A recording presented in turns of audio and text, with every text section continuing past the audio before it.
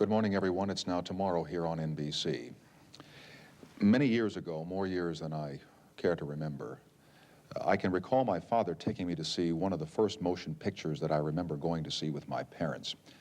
The star of the motion picture was Farley Granger. He was one of the stars of it. And it was called Strangers on a Train. It's a long time ago, over 20 years. And I couldn't believe at the time, and I can't believe now, that sitting across from me on the program this morning is the man who appeared on a train platform in that picture, carrying what I recall to be a bass fiddle case. His name is Alfred Hitchcock. He is a legend in his own time. I suppose he would despise that title, but he has been called that. He is a motion picture director, a television personality. And he is going to be with us for the entire program this morning, and all of us are pleased and honored that you would take time to come down here and do this with us. And I would like to begin by asking you a question that pertains to your films. I'd like not to talk with you this morning about movies, but rather about ideas. I may not be successful at that, but I'm going to attempt. All the pictures that you do scare people. Mm-hmm. What frightens you? What are you afraid of? Most things. I'm scared of policemen. I never drive a car on the theory that if you don't drive a car, you can't get a ticket. So therefore, that's absolutely true. I'm scared stiff of anything that is to do with the law. Although I'm fascinated by it, but I would hate to be involved myself. And I think I'm more scared of that kind of thing. Why? I'm a coward, I suppose. But what is there about a policeman that frightens Alfred Hitchcock, who has made so many films about what policemen do? Well, that's the thing, you see. Most people think that I am, because of the material in which I indulge, shall we say, professionally, that I must be a monster. Well, I'm just the opposite to that. I'm a very placid, calm individual. And I am scared of getting into any difficulty. Somebody once said to me, "What is your idea of happiness?" I said, "A clear horizon. Not even that horizon with a tiny cloud, no bigger than a man's fist. It has to be absolutely clear." Ingrid Bergman once said of me, she said, "The trouble with Hitch is that he won't have a fight." Because I walked out on her when she was bickering about something on the set. And I just walked away, and when her head was turned, she looked back and I wasn't there. May I bring you back to the policeman for just a moment? Yeah. What could a policeman do to you that would frighten you? Well, he could charge me with some offense, like parking, and then I would get a ticket, and that would scare me. I'm like the man in that old legend. I think it's called, it was a man who was supposed to pay $2. It was an old music hall sketch. Well, apparently he quarreled with the policeman. It was the fine would have been $2. And then in doing so, he hit the policeman. And now it was assault. And then from that, he was moved to the jail, and there he got into trouble with another prisoner, and he attacked him, and there was a fight, and eventually this prisoner was killed. Now he was arrested for murder, tried, and was on his way to the electric chair. And somebody said, "Why didn't you pay the $2?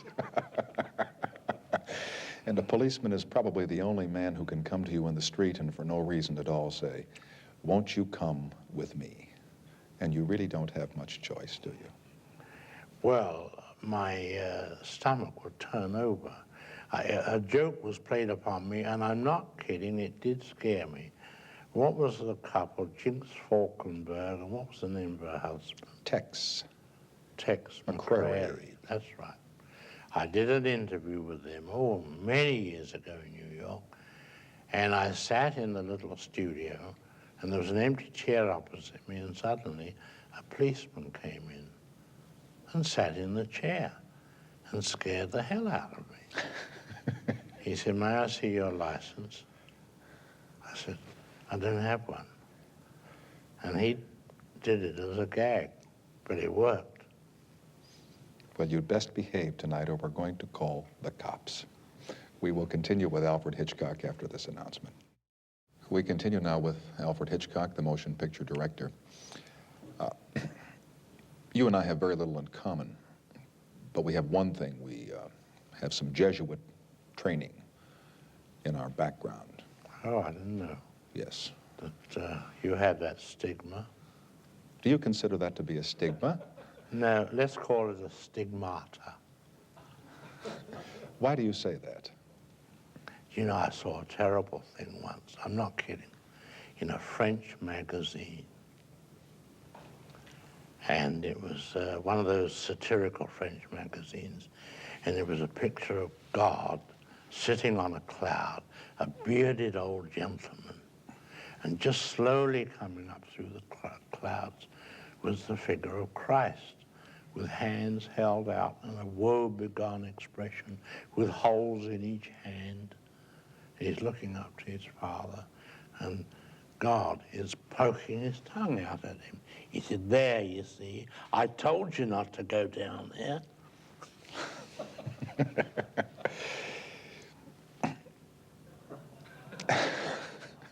That's what he said. The only reason I brought up the thing about the Jesuits is I've never heard you, I've watched you on some of the other programs, I've never heard you talk about religion, what part it's played in your life, what part it's played in your producing or directing of motion pictures. Has it played any? I wouldn't say so, no. But I would say that the Jesuit training, I believe, gives you a sort of clarity of mind, a reasoning power, which you don't realize it while you're being taught as a young boy, but that's what they're doing to you. Did you have to take Latin? Oh, yes, sure. Me too. 8 years of it, and I could never understand why. Oh, you had to learn all Latin, the ablative absolute. Remember that. I don't go quite that far into Latin. I can do arma verumque cano, troie qui primus arborius oris, which are the first two lines from Virgil's Aeneid, and that's as much as I can remember. But Latin taught me English, and probably you too. Mm-hmm. Could be. Well, enough of the Jesuits. As John J. Schmitz, a candidate for the presidency, said in 1972, there is nothing wrong with the Jesuits that a good inquisition would not cure. That's what he said. Come rack, come rope. That's what they used to say in the days of the Inquisition. In the making of motion pictures, a director is often portrayed as a violent man who screams and yells at actors and says, "Ready" on stage, and waves his arms around a lot. Mm-hmm. By your own admission, you are a placid man. Are you this placid when you're at work? Well, first of all, I'll tell you an interesting thing. I've only been on another set once in my whole career. And that was when I first came to Hollywood to sign up with Selznick, and I was given a lunch at Paramount Studios and shown around the studios. But I've never been on another set. I've never seen another director at work. Just saw this one director. I was astonished to find he was addressing everyone through a public address system. Now, I've heard about directors and how they behave in the manner in which you describe, you see. And the only thing I could say about it was, well, it seems to me, all the drama is on the set and none on the screen. They leave it right there. Yes. Now, it's been said of me that they don't know when I'm directing. Well, I don't direct, you see, because I discuss it with the actor or actress in their dressing room. What makes you angry? Not so much about your work, but about life, things that people do to each other. Stupidity Really? makes me angry. And, you know, certain things in one's work, which you get... I hate to see a scene where they're pouring wine out of the wrong bottle. All those details. It's the details that bother me. How about life? You live in the world, you read the papers, I'm certain, and you listen to the television news programs. You're in your 70s now. What do you think about the world around you? What's going on in this world? It's in a great difficulty because of communication. See, communication is the reason why people get disturbed.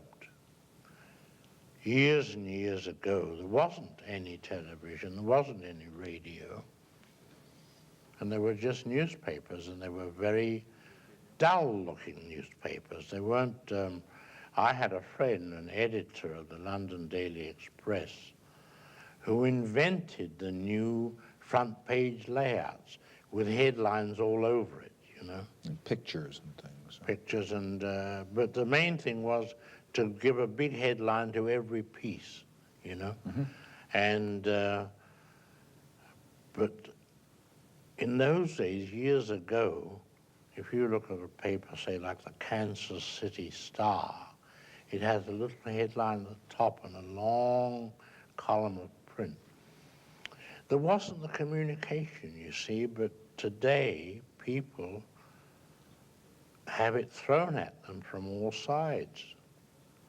Do you not like that? Do you think the world would be better if there were not this instant catharsis? Well, because you've got the situation of people copying what they see. You know, we hear of the influence of crime being copied, you know.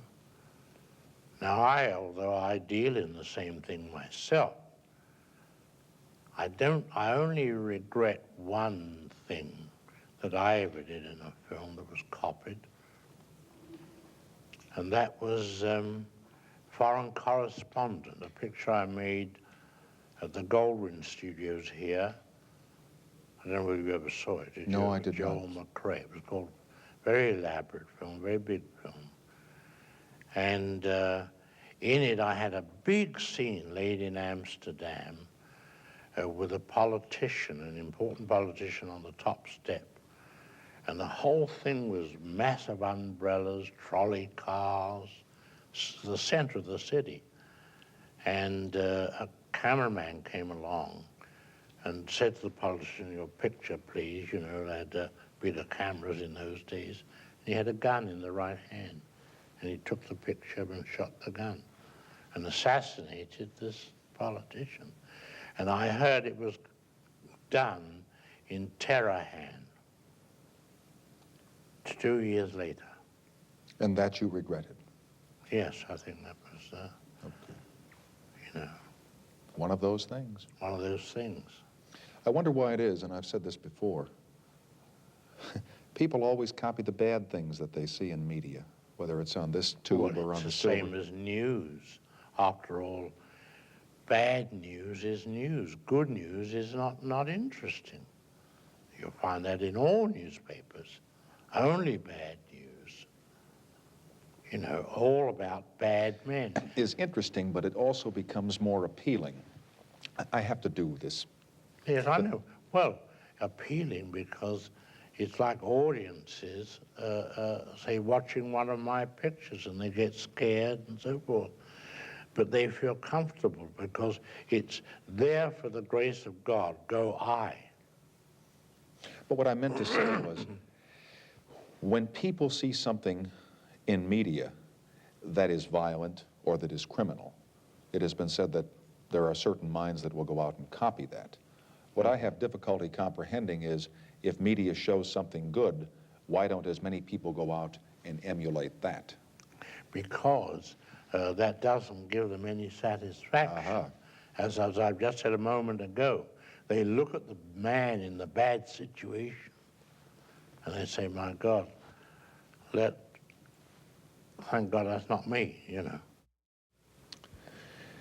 The image that you have contrived, and I'm certain you've done this carefully over the years, is one of dourness, of seriousness, of conveying an impression of mystery.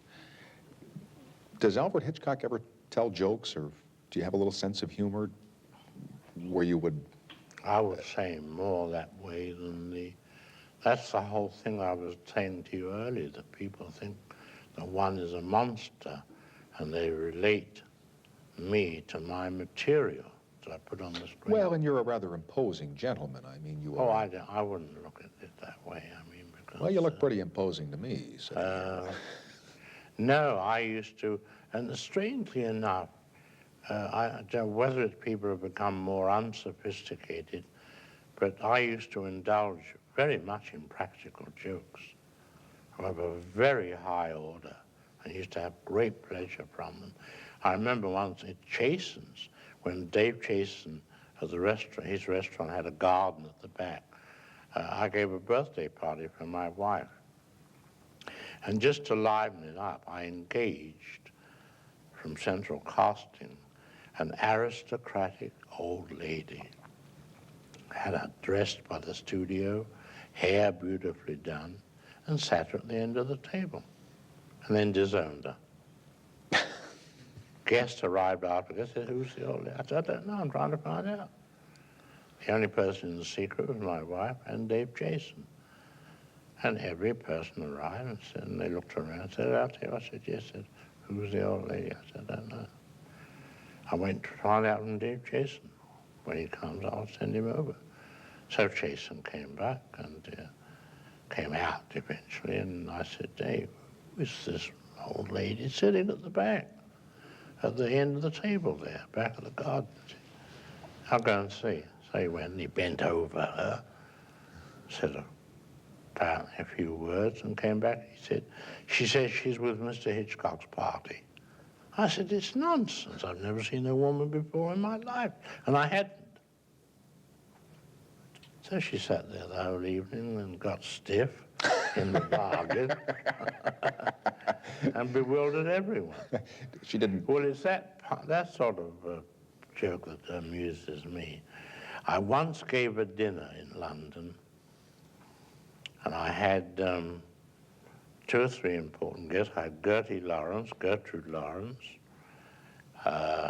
Sir Gerald du Maurier, that's the father of Daphne du Maurier, who was the leading actor on the London stage at the time, 2 or 3 other people, and all the dinner was blue. Everything you ate was blue. You mean the food? The food. But celery, carrots, all that stuff? Everything. The soup was blue, the trout was blue, chicken was blue. Really.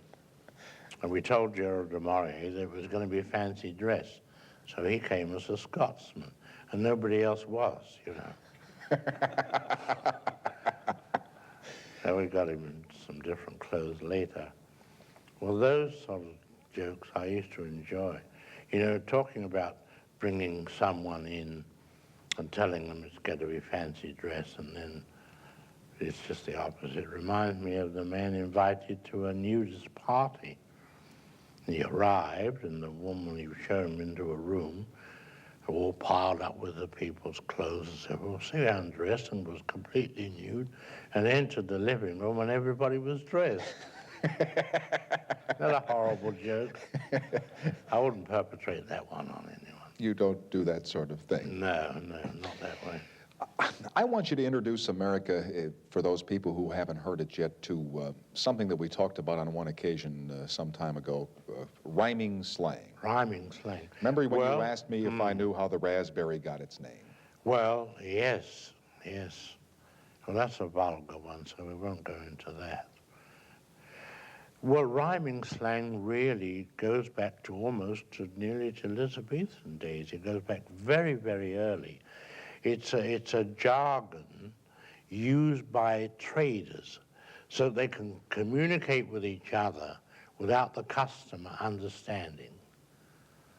Now, for example, to give you some rhyming slang, stairs, one of the most famous is stairs.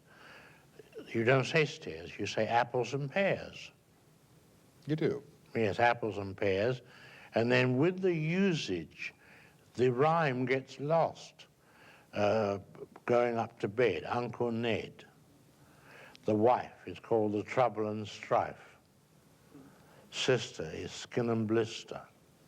So that going up the apples and pears... Going up the apples, you say. Oh, you do the whole thing? No, usage is such that the rhyme gets left off. But if I said going up the apples and pears to see my skin and blister would be going up the stairs to see my sister. And what merchants would use this so that customers would not know what they were talking about? Yeah, that was the origin of it way back. And, there are many examples, you know. I suppose, that's the nose. Mince pies are the eyes. North and south for mouth. And German bands. I had an actress once say to me in London, she said, half a cock while I lemon my Germans, would you? I beg your pardon? She said, half a cock while I lemon my Germans. She wanted to go to the toilet, which in polite English is, I'm going to wash my hands. Half a cock linnet, that's minute, while I lemon squash, which is wash, my hands, which are German bands. In those days, in Victorian times, I had these little German bands on street corners, you know, with a man with a hat. Is this used anymore in England? Oh, all the time, yes. You're kidding me? Yes. I remember walking on the set one day and the chief electrician said to me, "Hi, Governor, nice pair of almonds you've got on." Nice pair of which? Almonds. Well, there's a sweetmeat in England called Almond Rock. It's just a lot of almonds in candy, you know, all stuck together. But Almond Rock is for socks. You say to me, nice pair of socks you've got on. Nice pair of almond boots, rocks. daisy roots, you know. And one day another actor said to me after our first child was born, he said, "How's the Godfer?" How's the which? Godfer. So I didn't know what he said. So I said, "Oh, yes, all right." So later on I said to someone, "What does he mean, how's the God?" Well, he's saying, how is your child? How is the God forbid? Which is rhyming slang for kid. How's your kid? But he only said Godfer. He didn't even say God forbid. Oh, they lose the rhyme. Everybody understands it usage, so well. You know, they know it so well, they don't have to. Oh, it would be kind of amateurish. It's corny just to use the whole rhyme. Well, then we can let the whole country spend all night wondering how the raspberries really got its name. Now, we will not tell, because it would be corny to give the rhyme, wouldn't it? No, raspberry is raspberry tart, that's all. Yes, sir. But that's said seriously. No humor about it at all. We're still on rhyming slang. No, this is not rhyming. This is the use is the way things with the meaning get into the language. All right. What would you not do in a movie that you were making? Today they put everything on the screen. These X-rated pictures, there's nothing left to the imagination insofar as morality is concerned. There are very violent pictures made where horrible things are done to the human body. What wouldn't you do? What turns you off in making Well, pictures? what turns me off are what I call all-in wrestling matches in bed. You see that all the time, you know, it's a cliche. You know, they shoot past the man's shoulder, leaning over the girl in bed, and, you know, but it's just unnecessary. I think it's cheap and vulgar. But you're not against the use of nudity in motion pictures. You use some in Frenzy. No, I used it in the last picture, but in very sparingly. picture I made, Frenzy, I had to show nudity a couple of times, but it was very important to the scene to show these couple of cuts anyway. But normally, just showing it just for the sake of showing it, I think is bad taste and unnecessary. And that you would not do No. in a no, picture. I Anything else? Is there anything violent that you wouldn't put in a picture? Well, you see, I've never made movies about professional criminals or cops. If you'll notice, if you look back over the films that I've made, generally speaking, they're about ordinary people in bizarre situations. That's the whole essence. The movie I made, like North by Northwest, Cary Grant, it's an ordinary businessman, gets mistaken for a spy. And of course he goes through the most bizarre experiences. Well, it enables the audience to identify themselves much more closely with the individual. They can't identify themselves with a cop. They look at it objectively. They can't identify themselves necessarily with a criminal unless there's an intense interest, such as there was in the mafia, in the Godfather. That's a different thing. That's, a thing they look at objectively. But I've always gone for average man, the ordinary individual, going through extraordinary experience. Is that the basic theme that you look for if you're looking for a story to film? Whether I want to or not, I seem to gravitate toward that.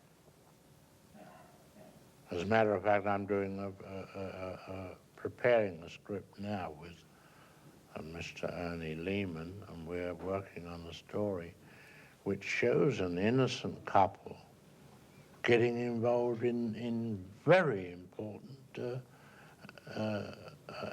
abductions of people, kidnapping. I know nothing about it. What is the name of that? I don't have a title. But these are ordinary people who get caught up in something. Yeah, get caught up in a very serious... When you're doing this, I don't mean to interrupt you, but when you're doing this, like putting together a scene, the one that everybody likes to talk about is the shower scene in Psycho, or that one especially. Can you feel what you think the audience is going to feel when they're watching that, when you're putting it together?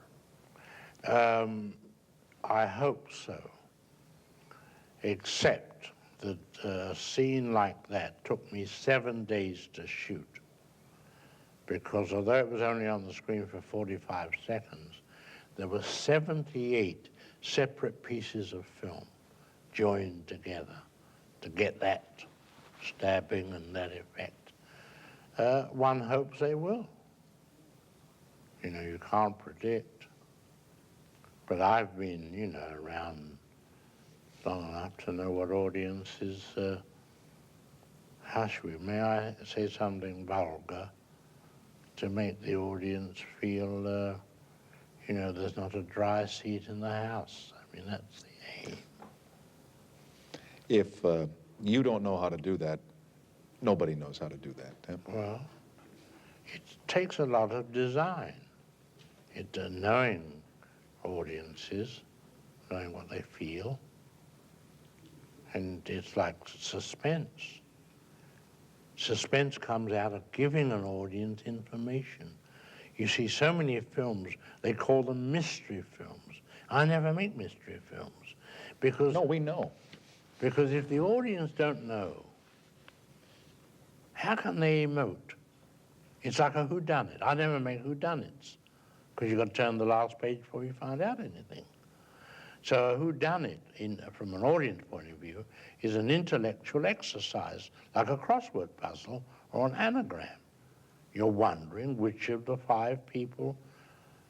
So there's no emotion, it's just calculation. But suspense is very different.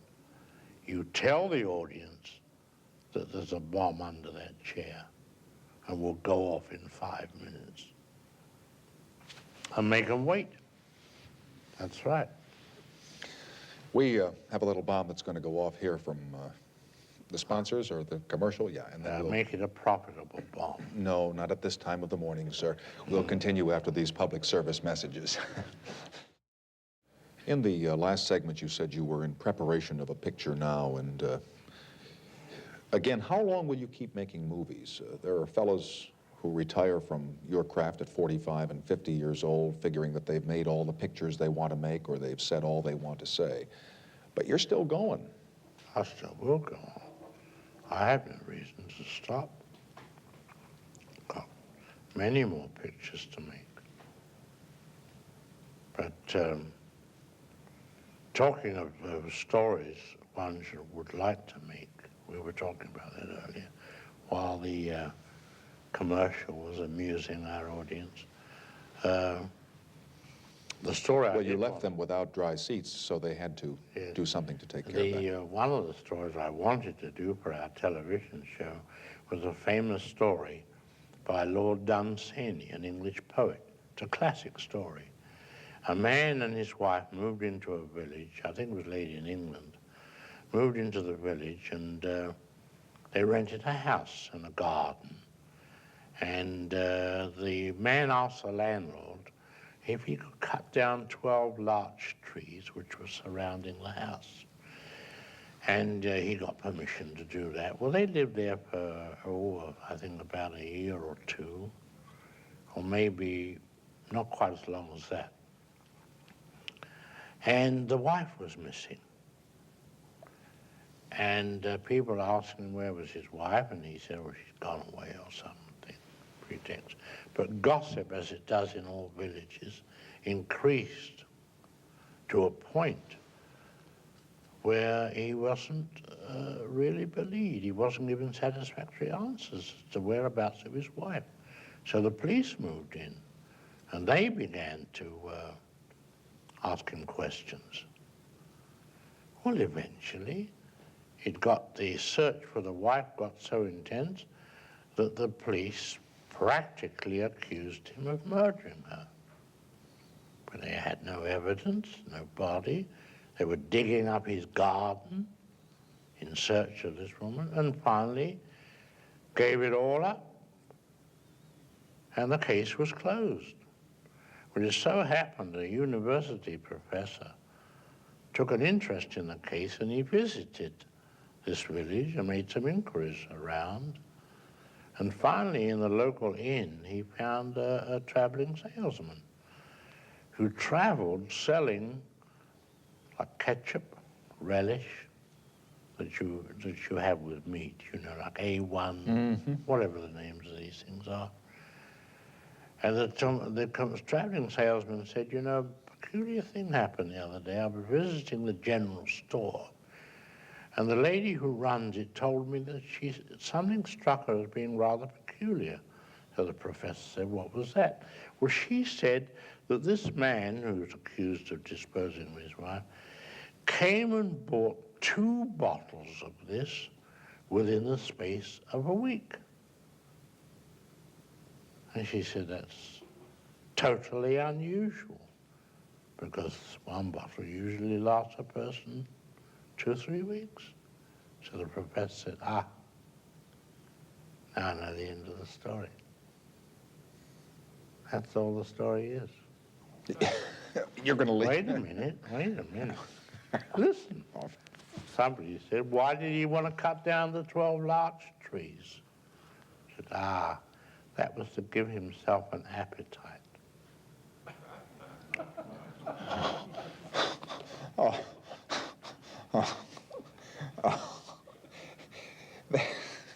What a horrible story. I told you it was a horrible Boy, you did one on television I remember watching where they came to the club to have dinner, and it was lamb armistrand. Yes, that's right, yes. And Robert Morley. Exactly, yes. And the lady, you tell that story in case somebody has not seen that.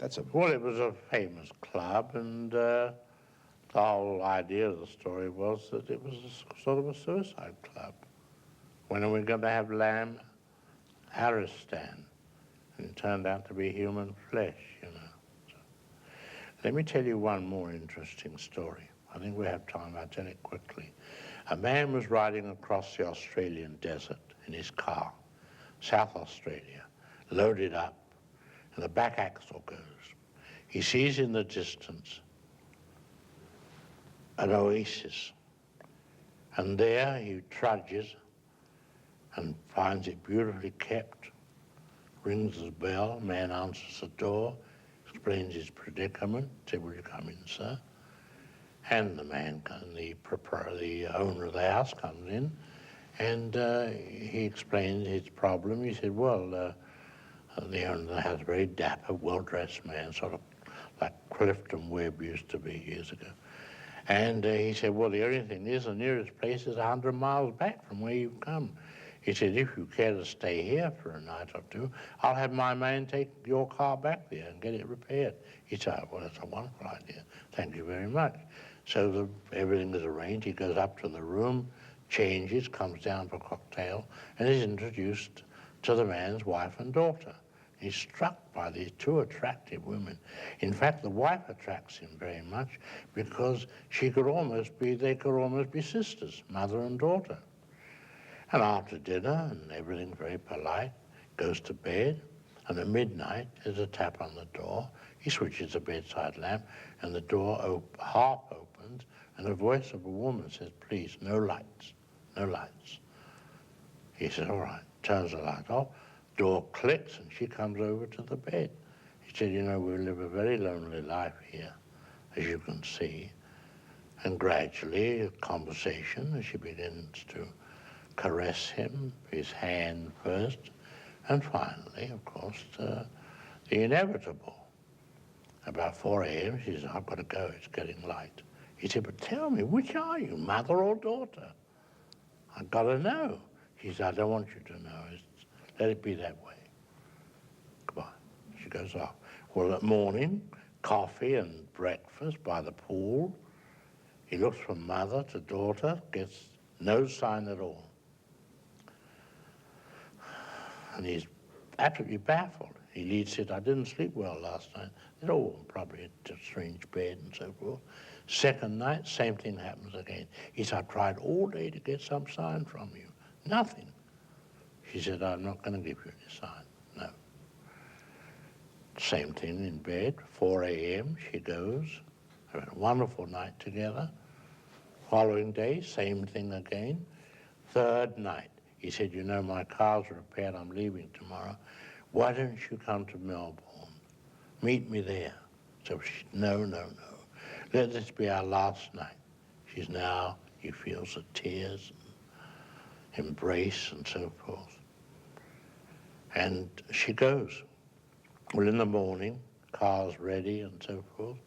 He looks at mother and looks at daughter, shakes each one by the hand and presses it hard. No response. And the owner of the house escorts him to his car. He said, you know, I dare say you've wondered why we live in such a remote place just as this. He said, well, the man said, if you wouldn't think me impertinent, I did wonder. He said, well, you see, we have another daughter that you've never met. And she's the reason why we live here, because, you see, she's a leper. We will continue after this announcement. Wow. I know from reading about Alfred Hitchcock that he is a man who loves grand food and good wines, and he's now on a diet. He's lost 14 pounds in the last 2 weeks. I would say, yes, 14 in the last 10 days. I would say that in my lifetime, I must have lost altogether 500 pounds. Truly. You ever wonder where it goes? I lost 100 pounds when I was making a movie with Tallulah Bankhead, Lifeboat, 1943. I lost 100 pounds. What is the reason for this newest diet?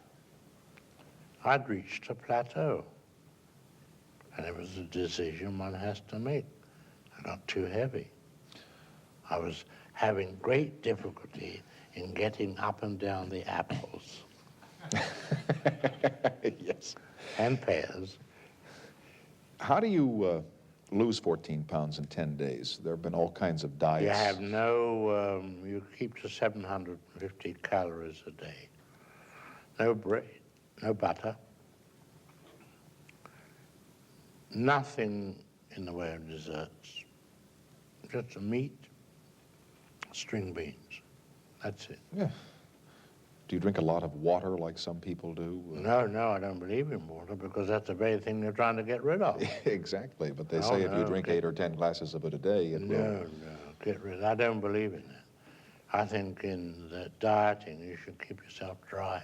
It's a terrible time to go on a diet with the holiday season coming on, all those Christmas goodies. No, you have to turn not your back on it, you have to turn your front on it. Yes. Did you ever think many, many years ago, when you were first starting to do this, that it would come to this where they would be writing books about you and doing retrospectives on television of your films, that you would be worshipped by young filmmakers as a master of your craft? Could you foresee all this back in 1915 or 1920? No, not at all. I think the most gratifying thing that I enjoy about one's job is being able to appeal to world audiences, the Japanese. See, I can walk down the Ginza in Tokyo and be recognized. They know you, yes. In Japan, they know me. And that's the most gratifying thing. And it comes through one's work, not through one's publicity agent or what have you. Same in Germany. I'll never forget, we crossed the frontier once at Metz, entering France. And the gendarme put his head in the window and said, "Ah, Hitchcock." And then we had to wait, and he went inside and brought out all the other officers and gave them all autographs. Now listen, I'm not an actor or anything like that. This is very All flattering. directors are actors. What? All directors are performers, I'm not. actors. Oh, you appear in I your would never movies. sink so low as to be an actor. Do you mean that when you were on the television series that's still running, that when you came on and said That's not an good actor. evening, that was not No, carefully put together? No, that's just dignified introductions. You know, to be an actor, it's, you know, I've called them cattle for years. And they For still 30 keep, years, I call all actors cattle. and they still keep coming back to the barn, don't they? I remember Tyrone Power's wife, when he was alive, she said to him, "Why do you call my husband cattle?" I said, "Well, he's nice cattle." We'll do a nice little interruption here, and then we'll continue and say goodnight to our special guest this time, Alfred Hitchcock. This whole hour has gone by faster than any of us had hoped, and all of us on the program are indebted to Alfred Hitchcock for coming here this time and sharing with us some stories not only about films, but about how he feels and what he is afraid of. I trust you have some word of reassurance. Just that leprosy, I want to assure you, is not contagious, although I think leprosy would be a nice name for a girl. Have a great day from all of us on the late shift in California.